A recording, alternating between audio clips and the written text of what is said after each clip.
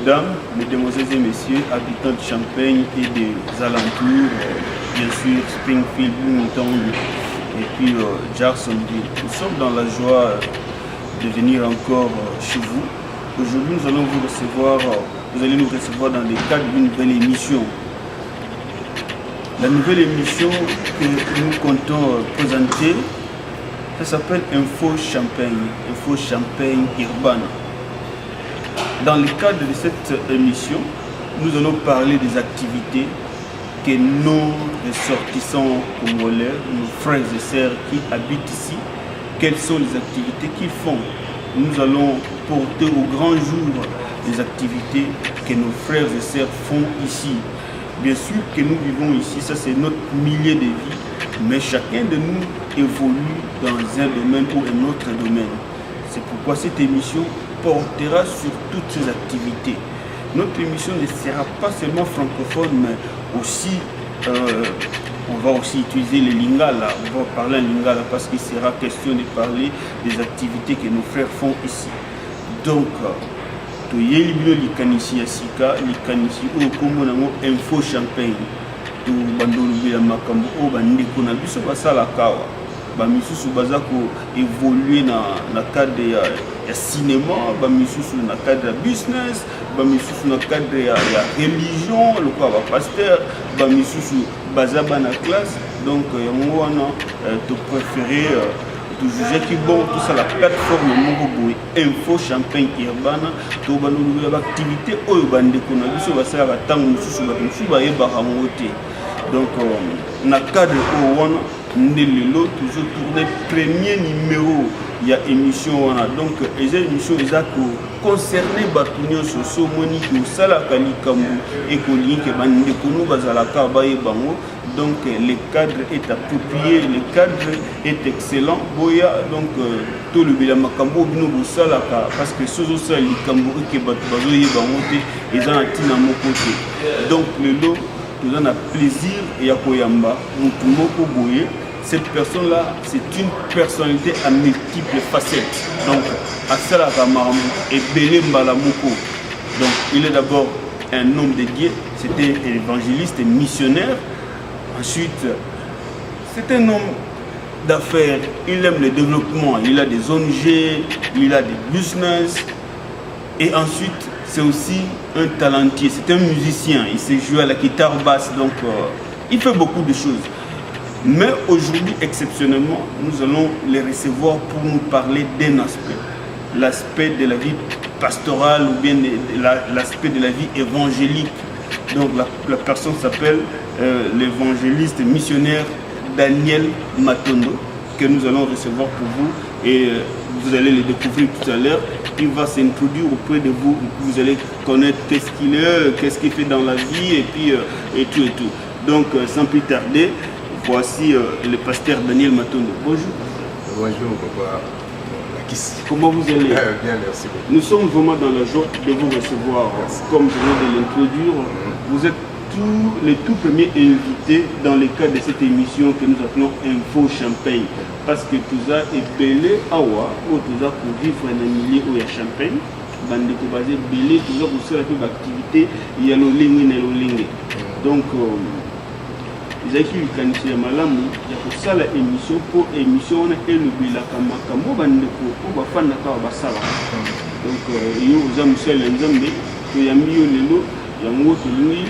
Nous avons évolué, qu'est-ce que vous avez compté pour ça à Champagne et puis voilà quoi. Donc d'entrée du jeu, vous allez d'abord vous présenter pour Bandeko Baye Bakawete Baye Bauna. Merci beaucoup. La Bandeko Bazola Nangaï, Nakansa, depuis déjà, Nazali évangéliste et missionnaire, Daniel Matondo, au Nzamba Bengi, le 27 ans, Nakata Moussala au Nzamba Bengi Ngaï. Bandi kosala yango na Afrique tokei na bamboka ebele na Afrique kuna totambi ba Benin, ba Mali, ba Burkina Faso, bamboka mwa mingi pe na mboka na biso pe RDC tokei na ba Congo, tofungoli l'église, tokei na ba plateau ba Teke, tofungoli l'église à partir de 2008 tokei na Europe chaque 3 mois au moins tozaki na ba totambi na 9 pays en Europe pour la l'église, pour travailler, pour faire mal ensemble. Je crois que tant que vous avez tant que aux États-Unis et qu'aux Anglais na Champagne, et ça la liboso comme la champagne pour la moussala de tout ça la sipoyo. Mais entre temps aussi il y a eu des travaux que tout ça à niveau États-Unis la babisika no so dans ma permetaki tous les cas. Et au-delà de ça, tout ça dit la carte à moussala ensemble formation tout ça les alliés évangile et développement. Ça veut dire chaque millier de Kendaka tu participes à un développement il y a milliers voilà. Il y a même à niveau Boka ou partout de l'équipe. Celui qui EVP le opérateur social, celui qui EVP le opérateur économique dans le cadre de la business, parce que tu as travaillé. L'église que nous voulons faire aujourd'hui, c'est l'intégralité, le développement intégral. Parce que vous devez savoir que la Bible nous parle de la vie en abondance, la Bible nous parle aussi de la vie éternelle. Quand vous lisez dans Jean chapitre 10, là-bas c'est la vie en abondance, ce n'est pas le ciel, c'est la terre. Or, l'homme doit travailler, doit étudier, doit utiliser ses talents pour vivre vie en abondance. L'église doit apprendre les gens à travailler, à développer le milieu, à contribuer au développement et milieu, continuer à battre le table. Donc tout ce que je dis, ce sont des choses que nous faisons. Alors au-delà de ça aussi, nous parlons aussi de la vie éternelle par rapport à Jean chapitre 3 verset 16. Ça veut dire que l'église doit faire comprendre aux gens qu'il y a à part cette vie, il y a encore une autre vie. Quand vous êtes au Canada, dans la carte États-Unis, c'est ça qui est la dernière vie, il y a encore une vie qui est meilleure que ça. Il y a un peu l'église, il y a obligé, il y a présenter bateau, vie on appelle sous. Voilà un peu le rôle que nous faisons dans l'œuvre de Dieu. Passage Nabiso Awa, Tokotamboulaka en autour, il y a Makambo Tolobi. Donc voilà, l'évangile et le développement, c'est ce que nous sommes en train de faire. Et tout ça, on va fouiller, mais belé dans le domaine où on a partout dans le monde entier. Merci beaucoup. Donc, vous avez maintenant une idée de ce que le pasteur Daniel est. Ce n'est pas seulement un simple pasteur, mais aussi un grand agent du développement. Est-ce que le pasteur Togo dans le cadre du développement va actionner si vous savez déjà, ils ont un moka, ils ont un pays. Oui, merci beaucoup. Dans le cadre du développement, par exemple, nous avons Inde, Maroc, Tunisie. Ou même pour moi, la fiche de ça, la campagne d'évangélisation, tout ça, moi, mon awa, pour moi, la qui va en ambassade, tout ça qui va bourse, qui est par-ci par-là dans le monde. De tout ça, on a partout, au Tindi, qui ont formation, qui vont contribuer. Au-delà de ça, tout ça, il y a boulangerie, tout ça, il y a porcherie, tout ça, il y a orphelin, par exemple, dans ce qui est beaucoup de qui sentent la quiconque. Et puis, on a 565 orphelins, autour en charge, tout ça, il y a bilanga, il y a créer. Mais dans tout cela, nous avons un cadre pour contribuer à le développement beaucoup parce qu'on a compris que nous sommes ici pour une mission et nous devons savoir que les dieux. Tout ça, donc, il peut accompagner la parole et le développement. Donc, les gens ont battu à Boïndé, pour ça, pour le Congo et Kenda Liboso. Alors, pasteur, vous êtes en train d'organiser une grande activité ici à Champagne. Est-ce que nous pouvons en savoir plus? Merci beaucoup. En tout cas, ça, c'est la meilleure question. Parce que le ciel et la terre passeront, mais la parole de Dieu ne passera jamais. Tout à fait. Pour que là-bas, on a du plan, intelligence, tout ça, sur l'accident de tes ennemis. La chose la plus importante pour l'accident parce que c'est Jésus-Christ qui est la meilleure richesse de l'homme. Raison pour laquelle, si nous sommes ici aujourd'hui dans les médias, c'est beaucoup plus pour le monde, c'est que nous avons une grande activité à niveau à Champagne. Une activité dont nous avions pris tout le plaisir. De manière à ce que pour que Jésus-Christ a la glorifier. Alors l'activité se fera ici à l'hôtel Hilton Garden Inn. Ici quand vous allez, ils allaient activité Oyo, l'adresse partout, et activité Oyo, sali pour la peuple ensemble Baya ensemble. Ils allaient campagne d'évangélisation et de délivrance. Tu as insisté sur campagne d'évangélisation et de délivrance parce que tu as sur Jésus, 100% Jésus. Nous allons présenter Jésus-Christ. Tu représenter leur société, tu représenter pasteur et tu représenter église. Parce qu'il n'y a aucun pasteur qui sauve. Il n'y a aucune église qui sauve. Mais il y a Azala élevé à Champagne. C'est une grande ville où il y a Jésus-Christ a dominé la carte ville de manière à ce que gloire et son épagne. Le 11 novembre, tu as le 12 novembre, tous les sous 4 les Sika Oyo pour passer tant que le monde a peuple ensemble Nyonson au Bazali à la Champagne. Et nous sommes en train de collaborer aussi avec toutes les églises. L'église Nyonson à corps de Christ. tobima na libanda masolo wana église na biso pasteur na biso. Non, l'église c'est pour Jésus. Le corps de Christ est votre. Alors la Bible dit que c'est Jésus qui est la tête de l'église. C'est Jésus Christ qui est le chef de l'église. Ça veut dire qu'il y a un moment où basala ensemble ndingi basala na kati mboko to solo na bango bande ko ba biso malamo bande ko madini ko participer et ça même na basala ensemble dit que mokolo na ba ko sambela te ba ko yaka tous sangana ensemble bato bazo comprendre que tous ça biso no sont et loko moko parce que ça le kola nzoto mais na kati nzoto et loko na loko ça na rôle nango. Ça dit mosala ensemble na mosala ensemble na bicarbonate particulier on nzamba pesier o isengeli et contribuer pour le corps de Christ. Biso peut ko contribuer pour le corps de Christ. To ko sunga bande ko nyonso na grâce mukio nzamba pesi biso pour le terme de nzambe afin que le corps de Jésus est à la édifier unité et rumela bolingo et rumela et réveil est à la peine réel parce que nous sommes des chrétiens et nous devons influencer. Nous devons influencer et non le monde influencer du monde. Voilà les 11, le 12 novembre, nous allons pour la campagne d'évangélisation et de délivrance. Ça veut dire que ceux qui viendront avec des maladies, nous allons Nzambe en action. Nzambe abiki saka. Bakansaka kobika fo mutazo akisi. Bien aimé dans le Seigneur, Nzambe abiki saka. Soko zui temps fuka myo luki Nzambe. Et kozala malade okomona Nzambe. Soko za mosala Nzambe lobiki na luka Nzambe bien aimé 6 mois ezebele. Soko lobiki na destiné na Nzambe na luka 6 mois. Bien aimé soko za malade même baza malade bakobika na bango. Ça veut dire biso tozu ba mesure wana to prier. Tona ba ndeko ki le bazamba na Kinshasa na ba Congo kuna bisika na so biso pe tozali na kati ma pondeli pour la préparer mokolo wana. Yango tozu dans ces messages na ba ndeko nyonso. Ezali campagne d'évangélisation et de délivrance. Et on dit que mon corona Jésus-Christ a Rosala régner parce que notre thème c'est 100% Jésus-Christ. La campagne sur Bolandi est une campagne d'évangélisation et de délivrance. Donc, nous sommes écolés. Il n'y a pas un homme de Dieu qui soit azati. Nous sommes priés, nous sommes sima pour soutenir. Nous avons appelé une bonne homme de Dieu. Au-delà de ça aussi, il y a des gens qui vont faire 12 heures de route. Il y a des gens qui vont faire 7 heures de route. Il y a des gens qui vont même venir 2 jours avant. Parce que 2 jours avant, déjà, la délivrance est bannie. Donc, par exemple, c'est compliqué.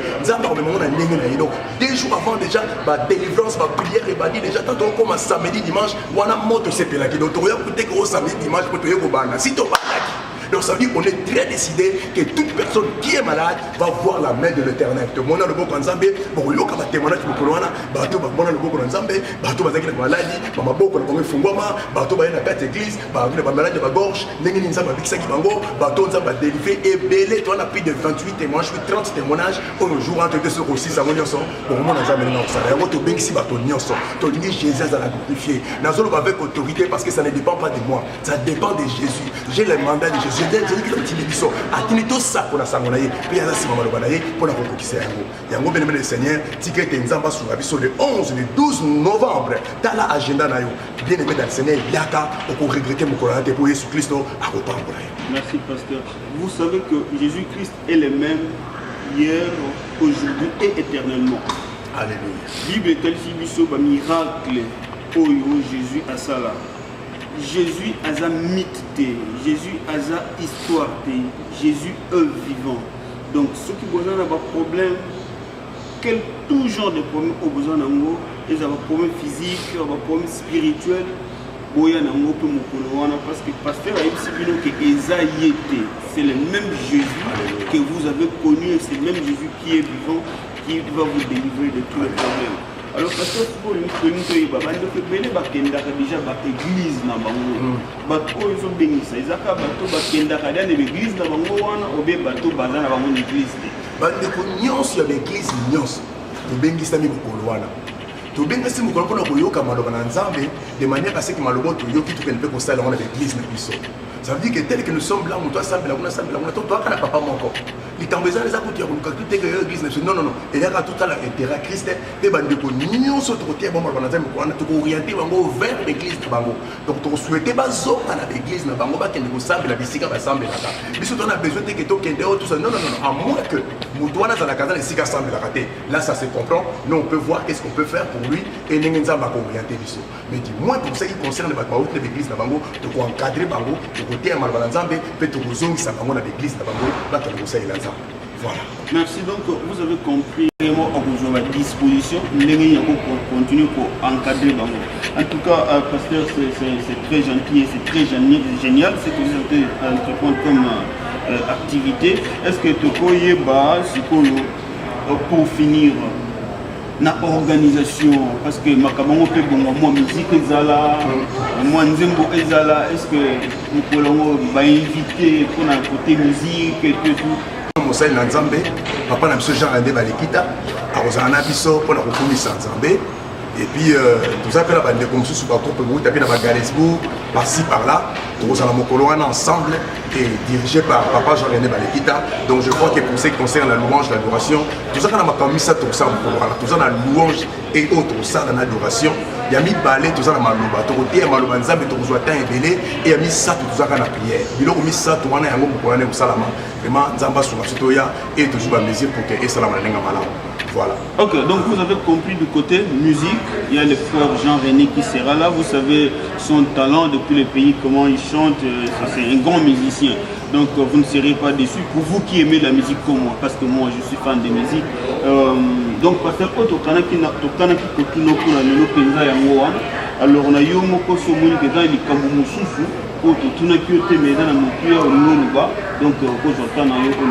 la personne merci pour la question je crois que le BDGBD où est-ce que les cartes bien qui s'abisso tous engagés mokolo wana pe nazo remercier pasteur Nanzambe nyonso ya mboka au Champagne particulièrement pour va soutenir biso toujours remercier pe bandeko nyonso de près ou de loin au bazana biso ensemble ba pasteur belé bazo benga. Je crois que moko to sala pendant la fête moko dans le Seigneur et je vous invite tous hommes de Dieu femmes de Dieu moto nyonso o ndimaka Yesu Kristo Aïe Mokoloana, Aïe Balanzambe, je crois que nous le 11, le 12 novembre, tous Labino et nous sommes préparés à vous rencontrer parce que Jésus-Christ sera au rendez-vous. Que Dieu vous bénisse. Ok, merci pasteur. Tout dit, en résumé, le pasteur a lancé un message pour une grande campagne d'évangélisation et de délivrance qui aura lieu ici à Champagne. Donc, la première chose, c'est d'abord la parole. Vous écouterez la parole de Dieu parce que nous, si vous voulez que la parole reste. Et deuxièmement, vous avez la délivrance. Qui de nous n'a pas de problème?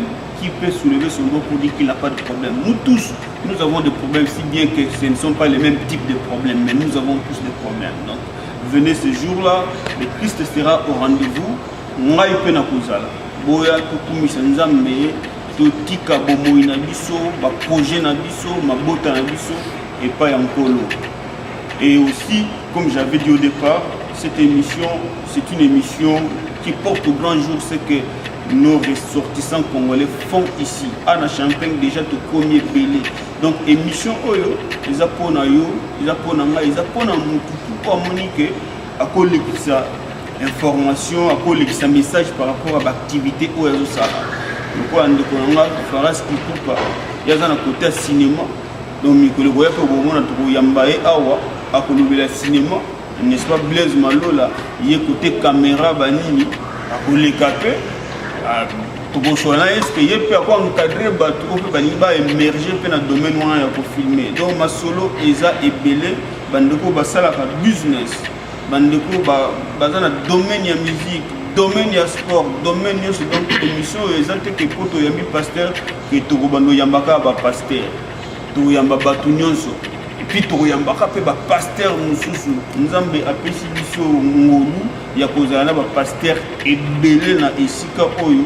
Donc tu peux bénéficier de la onction na bango, na expertise na bango, tu peux bénéficier de la présence na bango, encadrer biso parce que moko pe surtout ça la maramango kana ndinga luyenge to suka pe mabe. Donc nous avons la chance d'avoir les hommes de Dieu parmi nous. Donc cette émission s'adresse à tout le monde. Nos portes sont grandement ouvertes, toujours les bino, contact na biso pour zongo wana, monongo wana c'est écran na bino. Si vous avez quelque chose à nous dire, donc nos portes sont ouvertes. C'est tout ce que nous avions à vous dire aujourd'hui.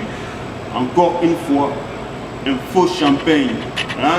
Petit c'était personne maintenant Info Champagne Urbana. Émission ya boyena les alati. On a photo le belango où ils conception où ils original. Émission ya boyebo les cas partout nan les alati donc ils ba congolais ou ba fanda na Champagne ba monique non. makambo ndeko na biso baosala ezomérite elobama ezomérite bato bayeba yango tozwi likanisi ya kosala info champagne urbana. Mais bon eza kaka bata champagne te so mpe ofandaka na Bloomington ofandaka na Springfield ekolingi olekisa message mpe okozala le bienvenu.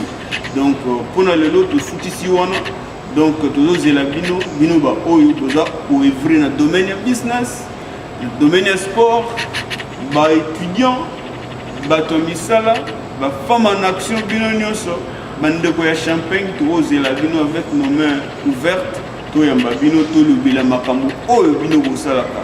Donc mpona aujourd'hui tosutisi wana oyo eza ya bino ndeko Toussaint Mungidi bolakisi mingi de coach.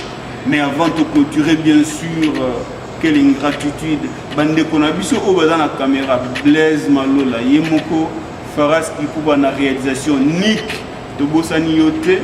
Donc, on a bande Kono, je sais pas qu'on a vu partout. En tout cas, on est des cœurs. Tous nous savons maintenant ici. Parce qu'il y a beaucoup de choses qu'on peut faire si nous sommes soudés, s'il y a l'amour entre nous. Donc, pour le lot. Et on se retrouve à une prochaine édition. Merci beaucoup. Thanks for watching. I am the coach.